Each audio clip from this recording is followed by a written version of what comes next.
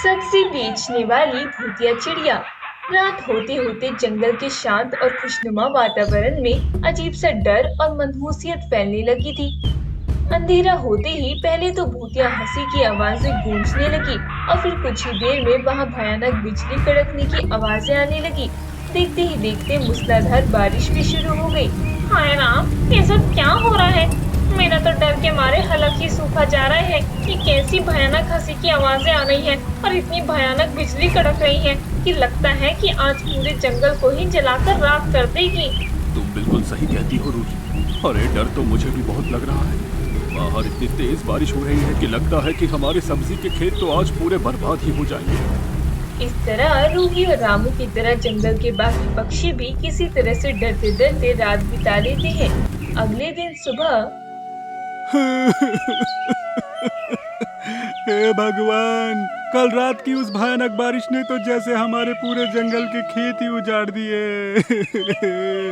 अरे अब हम सबका क्या होगा? कैसे रोज के भोजन का इंतजाम होगा? अरे इससे तो महंगाई और बढ़ जाएगी। भगवान। उस दिन की भूतिया बारिश के बाद पूरे जंगल की सब्जियों की खेती खराब हो जाती है। तभी अचानक अगले दिन आधी रात के समय एक आवाज रात के सन्नाटे को चीरने लगती है।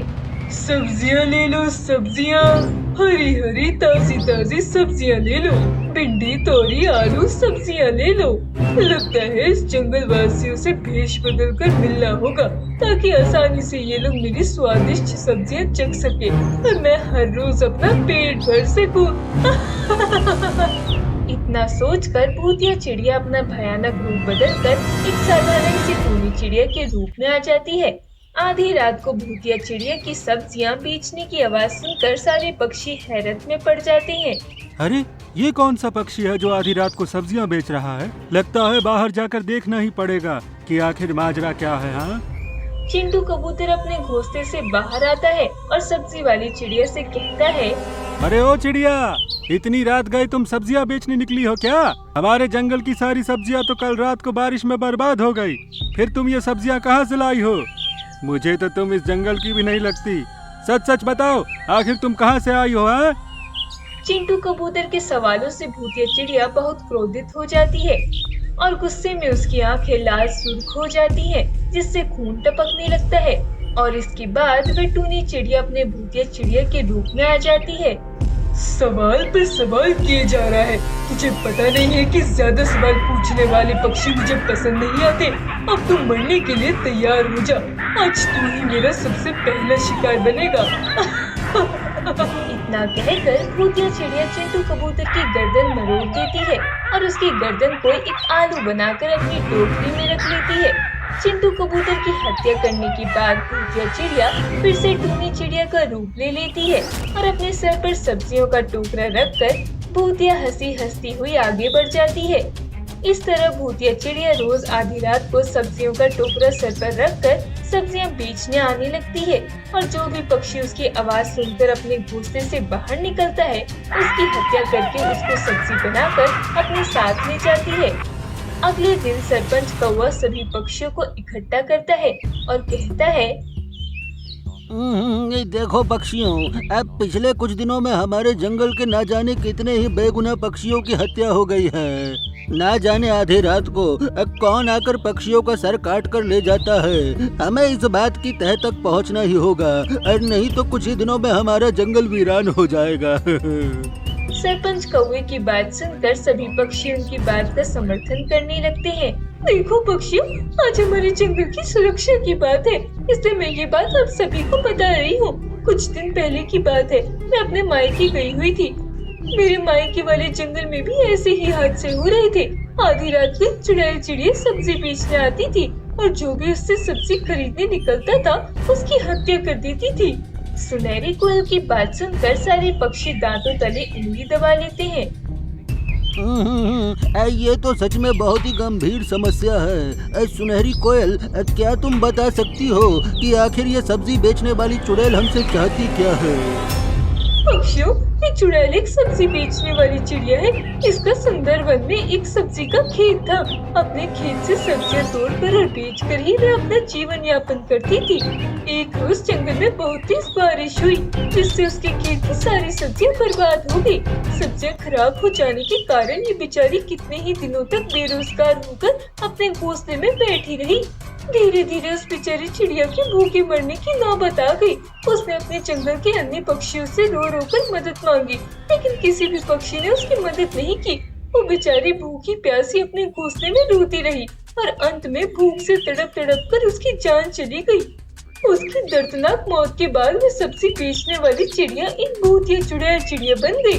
अपने जीते जी वो भोजन के लिए तरसती थी, इसलिए अपने पक्षियों को मार कर उनको पका कर अपना भोजन बनाती है। अब वह हर रात को शिकार करने के लिए निकलती है और जो भी पक्षी उसे मिल जाता है तो उसका खून पीकर उसे अपनी सब्जी की टोकरी में एक सब्जी बनाकर अपने साथ ले जाती है। अरे पक्षियों, इस तरह तो ये चिड़िया हम सबको सब्जियां बनाकर अपने साथ ले जाएगी। आखिर कोई न कोई उपाय तो हम सभी को सोचना ही होगा, नहीं तो हमारे बच्चे और हमारा पूरा परिवार इसका भोजन बन जाएंगे। सरपंच कौवे की बात सुनकर सारे पक्षी डर के मारे कांपने लगते हैं। देखो पक्षियों, अब हम सभी पक्षी को मिलकर ही इस समस्या का हल ढूंढना होगा। घबराने से अब कुछ नहीं होगा। ये डरने का नहीं, अब एकजुट होकर हल निकालने का समय है। मुझे लगता है रूही बिल्कुल सही कह रही है। पक्षियों, आज रात को हम सब मिलकर उस भूतिया सब्जी वाली के सामने जाएंगे और मिलकर उसका सामना करेंगे। अरे नहीं नहीं पक्षियों, ऐसे उसके सामने जाने से समस्या का हल नहीं निकल पाएगा। अरे वो कोई जिंदा नहीं, भूतिया चिड़िया है। वो हम सबको एक साथ भी मार सकती है। हमें सूझबूझ से काम लेना होगा। पक्षियों, आप लोग फिक्र न करें। उस भूत या चिड़िया का ठिकाना पता लगाने की जिम्मेदारी अब मेरी है। जैसे ही वो चुड़ैल चिड़िया आज सब्जी बेचने आएगी, मैं तेज गति में छिपते हुए उसका पीछा करूंगा और देखूंगा कि वो पक्षियों को मारकर सब्जियां बनाने के बाद इन सब्जियों को कहाँ रखती है और क्या करती है। रात घिर आती है। आधी रात के बाद भूतिया सब्जी बेचने वाली चिड़िया की सब्जी बेचने की आवाज सुनाई पड़ने लगती है। बीनू चील भूतिया चिड़िया का पीछा करते हुए पीपल के पेड़ पर बने एक पुराने घोंसले तक पहुंच जाता है। अरे ये भूतिया चिड़िया तो सारी सब्जियां इस बर्तन में डाल रही है। आखिर ये इन सब्जियों का करेगी क्या? तभी वह चिड़िया उन सभी सब्जियों के बर्तन को चूल्हे पर रख देती है और पकाकर खा जाती है। अगले दिन बीनू चील सभी पक्षियों को इकट्ठा करता है और कहता है, पक्षियों, कल रात मैंने उस भूतिया चिड़िया का पीछा किया था। पक्षियों को मारकर सब्जियों में बदलने के बाद वो उनको एक बर्तन में डालकर पकाकर खा जाती है। अगर हम किसी तरह से उसके उस बर्तन में ये माता रानी के प्रसाद में मिली हुई सब्जी भी मिला दें, तो उस दुष्ट चुड़ैल की मौत निश्चित है। सभी पक्षी बीनू चील की बहादुरी की बहुत तारीफ करते हैं। बीनू चील और सरपंच कौवे को सब्जी बेचने वाली चिड़िया के घोंसले तक जाकर उसके सब्जी वाले बर्तन में प्रसाद मिलाने की जिम्मेदारी सौंप दी जाती है। अगली रात को जैसे ही भूतिया चिड़िया सब्जी बेचने जंगल में आती है, बीनू चील और सरपंच कौवा भूतिया चिड़िया के घोंसले की ओर उड़ जाते हैं। बीनू, तुम घोंसले के अंदर जाओ, मैं बाहर पहरा देता हूँ। बीनू चील के अंदर जाते ही भूतिया चिड़िया जाने कहां से प्रकट हो जाती है और घोंसले के बाहर खड़े सरपंच कौवे की गर्दन मरोड़ देती है। उसके बाद वे अपनी सब्जियां लेकर घोंसले के अंदर आ जाती है। बीनू चील सरपंच की चीख सुनकर छिपकर बैठ जाता है। भूतिया चिड़िया पक्षियों को मारकर बनी सब्जियों को बर्तन में डालकर पकाने लगती है। आज तो ढेर सारे पक्षियों का भोजन मिला है। इन पक्षियों को खाकर आज तो मजा ही आ जाएगा। जैसे ही वह पकी हुई सब्जियों को अपने मुंह में डालती है, एक जोरदार चीख की आवाज सुनाई पड़ती है। आह, बचाओ, ये मैंने क्या खा लिया, कोई बचाओ मुझे। आखिर में चीखते चीखते वह भूतिया चील जमीन पर गिर जाती है और प्रसाद मिली सब्जियों के प्रभाव से उसकी मौत हो जाती है। इस प्रकार सरपंच कौवे और बीनू चील की समझदारी से सभी जंगलवासी उस भूतिया सब्जी बेचने वाली चिड़िया से बच जाते हैं।